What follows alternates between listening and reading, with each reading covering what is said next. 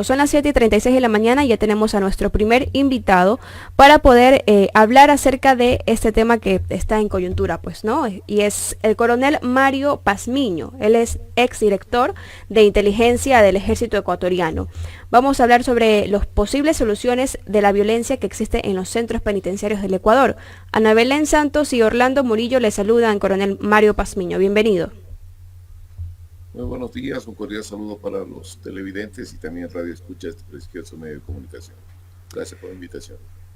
Gracias a usted, coronel, por su tiempo y también por el diálogo que vamos a sostener, porque es importante recordarle al país cuál es el origen de todo esto.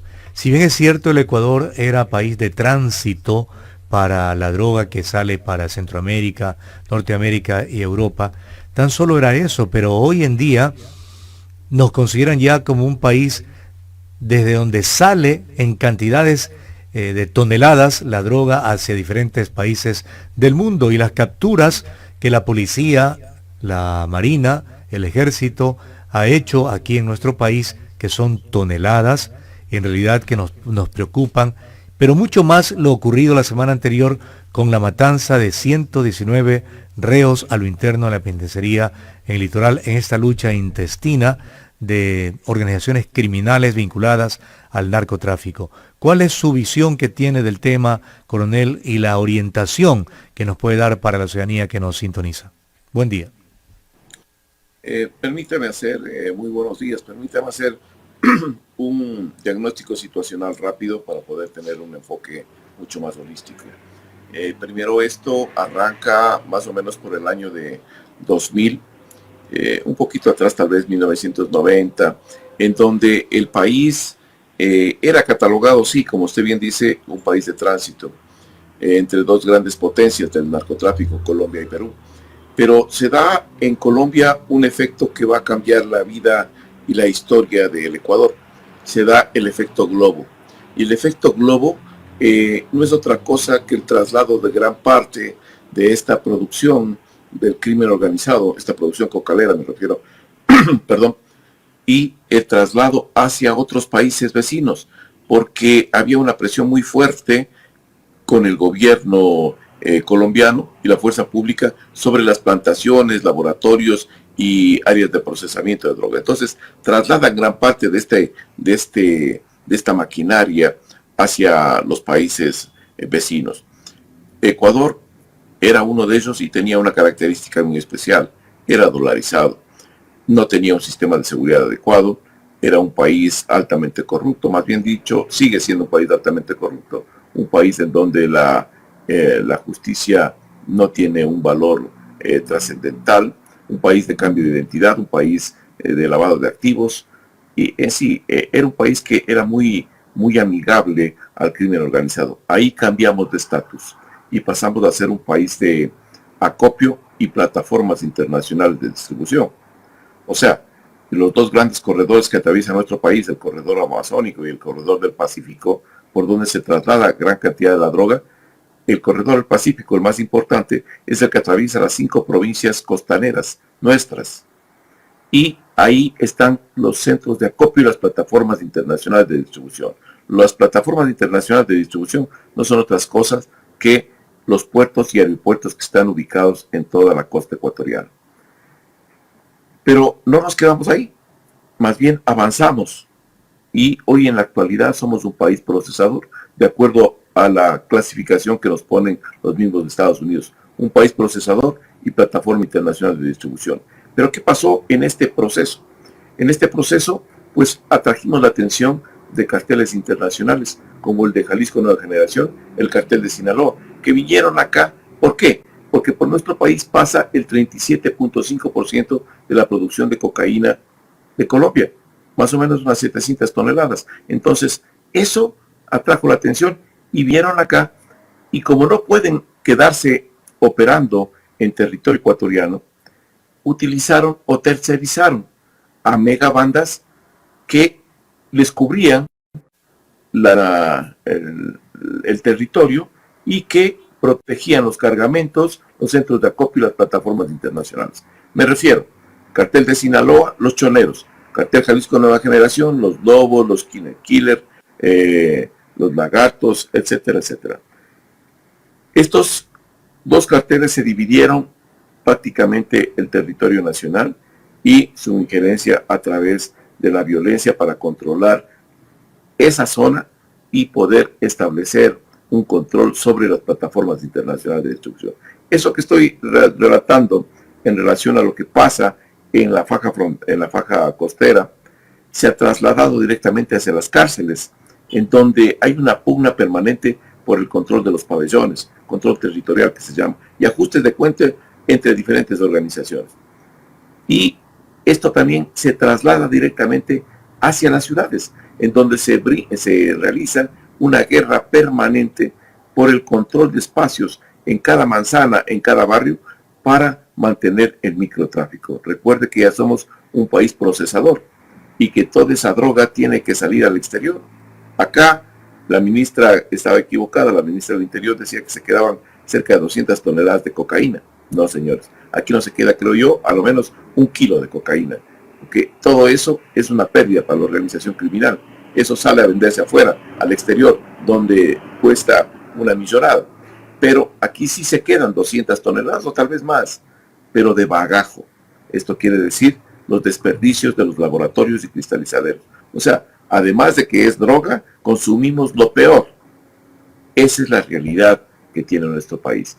A esto súmale usted que durante todos los gobiernos el sistema carcelario ha sido un elemento o un factor que no ha sido determinante y que nadie le ha prestado atención. Ningún gobierno le ha prestado la atención correspondiente.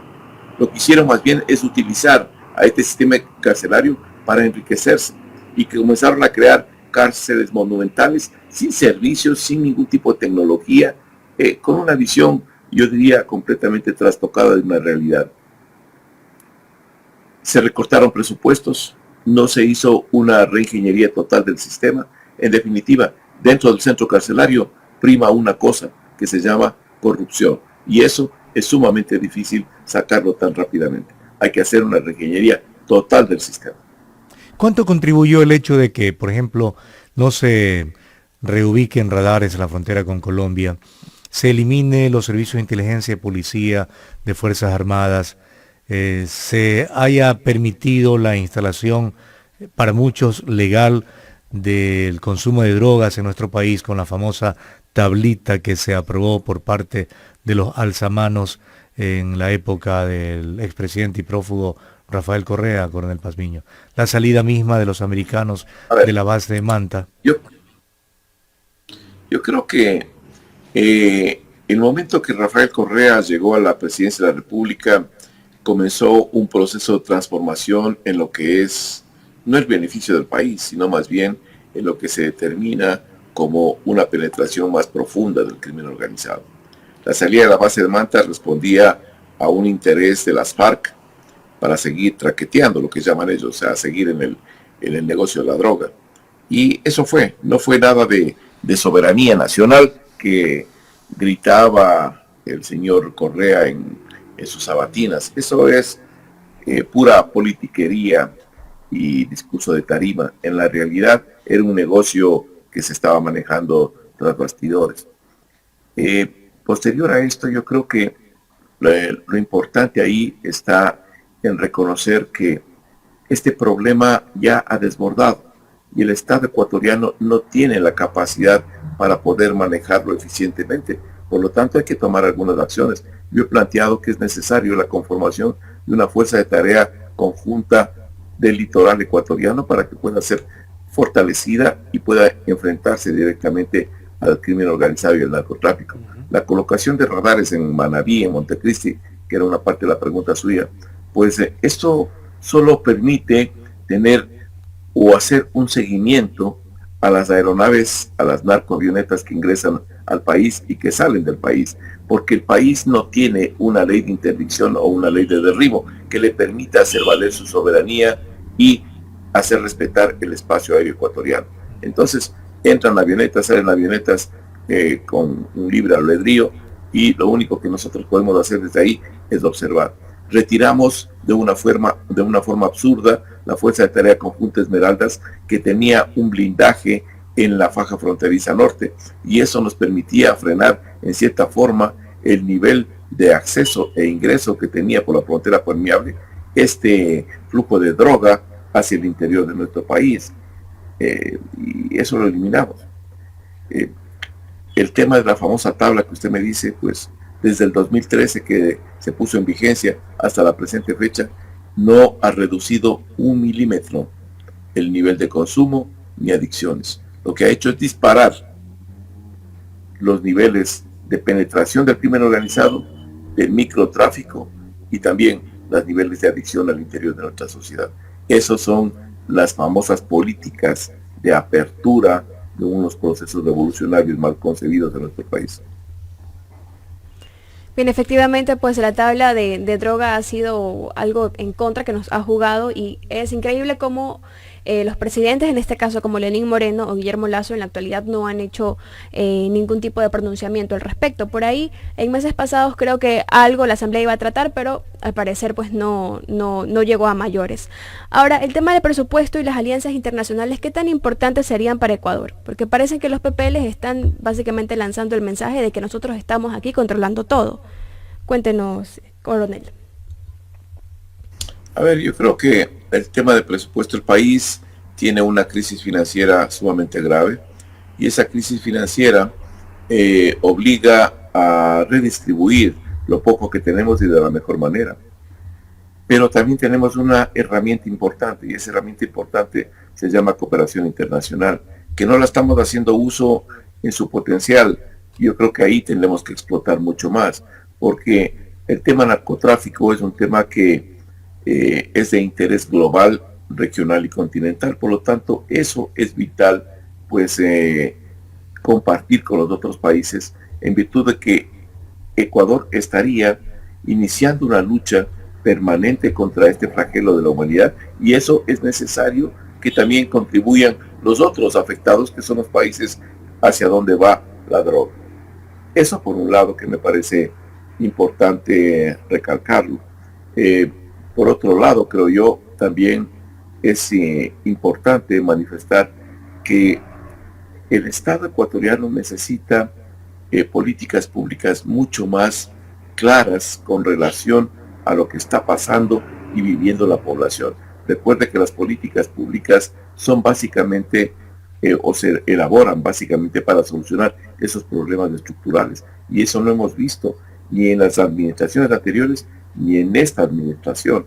Es pura improvisación, improvisaciones que van y siguen dándose, y con estas improvisaciones lo que se genera son un sinnúmero de equivocaciones permanentes sobre el manejo de lo que es una amenaza estructural a la seguridad del Estado ecuatoriano.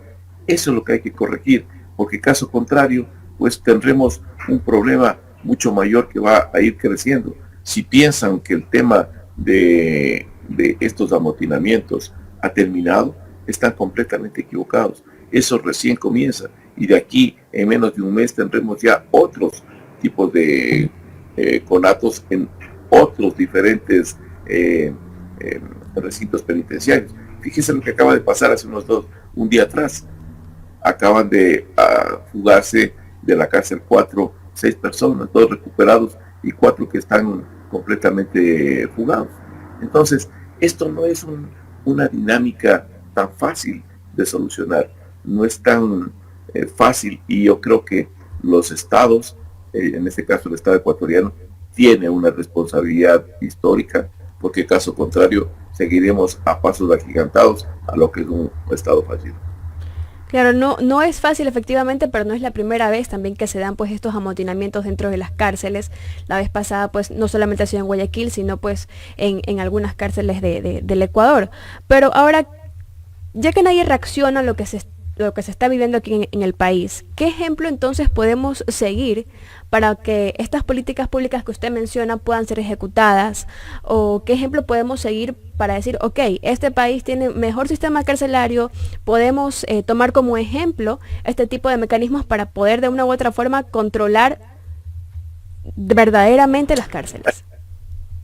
Yo creo que las recomendaciones al Estado no tanto es ver cómo están los sistemas en otros países. Bueno, hay que tomar ciertas experiencias, Pero acá creo que tenemos la suficiente potencial como para poder tener soluciones concretas. La primera solución, que el Estado haga cargo a la Policía Nacional por 1 año y medio a 2 años del control operativo de todos los centros carcelarios, no de la administración, mientras se preparan nuevos guías penitenciarios y administradores de centros penitenciarios, con estándares internacionales y con protocolos de calidad internos. Una selección rigurosa de cuadros para poder tener los mejores elementos en esa función. Guías penitenciarios bien pagados, bien entrenados, bien equipados. Administradores que verdaderamente sean especialistas, como criminólogos, sociólogos, psicólogos, expertos en negociación, manejos de crisis, etcétera, etcétera, etcétera. Entonces, ahí está el primero, una reingeniería que tiene que comenzar de la base. Segundo, hay que combatir la corrupción. Para combatir la corrupción necesitamos limpiar de toda esa cloaca de administración que existe en los centros carcelarios y que está contaminado en su totalidad. Tercero, es necesario que el Estado vaya pensando en que si fracasó en la administración de los centros carcelarios, entonces puede tener una nueva alternativa, y la nueva alternativa es hacer alianzas estratégicas para una privatización carcelaria en ciertas áreas, concesionar ciertas áreas, no su totalidad, como lo hace, por ejemplo, Brasil, lo hace Chile, lo hace México, Colombia, Costa Rica, por citar algunos países en donde la privatización carcelaria ha dado buenos resultados. Cuarto, es necesario incrementar el presupuesto que asigna el Estado, no recortarlo, incrementarlo, pero tampoco utilizar para crear nuevas cárceles, para fortalecer lo que tenemos, reducir el hacinamiento, para dar mejor atención a los privados de libertad y verdaderamente hacer lo que dice el artículo 201 de la Constitución, reinsertar a la sociedad, porque parece que el presidente de la República y las autoridades de la SNAE, no han leído lo que dice el artículo 201. Dice que el Estado es garante de la vida de esas personas privadas de libertad y su reinserción. Y si el Estado es ineficiente para cumplir eso, cualquier rato le van a demandar. Ya están en procesos de demandas. Ya mismo le comienzan a atacar al Estado por esa ineficiencia y van a haber responsables de las matanzas. Entonces, esto va a seguir incrementándose y va a seguir generando mayores problemas. Coronel, 16% de la aprobación, perdón la interrupción. 16%. Parece ser que lo que usted plantea va en la línea de no solamente la involucración del Ejecutivo como tal, sino un cuerpo multidisciplinario donde tenga que intervenir el Poder Judicial, el Poder Legislativo y otros poderes del Estado, como el de Transparencia, por ejemplo, capaz de que se forme un equipo multidisciplinario que apunte a ese cambio institucional en la administración de las cárceles en el país, capaz de que vuelva auténticamente centros de rehabilitación y no universidades del delito y de los crímenes atroces como lo que hemos visto la semana anterior. ¿Usted cree que el Ejecutivo debe hacer un llamado al resto de las funciones del Estado para hacer ese tipo de organismos? Creo que el COSEPE es el organismo que tiene que realizar este tipo de actividad y de accionar. El COSEPE tiene que articular todos los elementos para aplicar una política pública en el tema carcelario. Creo que eso es lo importante y lo fundamental en ese sentido. Porque caso contrario, si es que no hay una política pública y no hay un organismo que estructure bien el sistema, pues es sumamente imposible. Y no es de una persona, no es que los militares o los policías son los más adecuados para hacerse cargo de los centros carcelarios. No, señores, esto se necesita experticia y creo que ahí tienen otros profesionales en ese campo que pueden hacer y utilizar esa experticia que están requiriendo, ¿no? Ahora, ya hubo un general retirado de la policía de apellido Moncayo, que estuvo por años en estos últimos tiempos administrando las cárceles del país, pero vemos que con él entraban granadas, fusiles, pistolas, armas de todo tipo, inclusive hasta se permitió hacer una piscina para la recreación de los PPL aquí en la Penny de Guayaquil. Ese es cuando no existen profesionales claramente orientados a la función que tienen que cumplir. Entonces comienzan a ejecutar un sinnúmero de acciones y que lo único que hacen es que agravan el problema, porque con el general que usted acaba de indicar comenzaron las masacres a nivel nacional y con índices sumamente graves. Luego cambiaron y siguieron, y esto ya es una vorágine, es un bucle que se sigue presentando permanentemente en la sociedad ecuatoriana. Entonces, lo que estamos viendo nosotros es una descomposición, primero social, que indudablemente está presente en los centros carcelarios y que se está trasladando estos niveles de violencia hacia las ciudades. Alguien dice, hay un refrán que dice, la cárcel es básicamente un reflejo de lo que vive la sociedad, y es una realidad. Coronel Mario Pazmiño, quiero agradecerle su intervención en OMC Noticias y su visión respecto de cómo inició esta situación. Todos lo sabemos, pero no sabemos cómo termine. Sí queremos que termine con esas recomendaciones que usted da y que sea el COSEPE quien armonice toda esta situación y una política pública carcelaria que permita auténticamente la rehabilitación de aquellas personas que lamentablemente caen ante la sociedad alterando la ley. Un buen día y gracias. Muchas gracias a usted, muy gentil.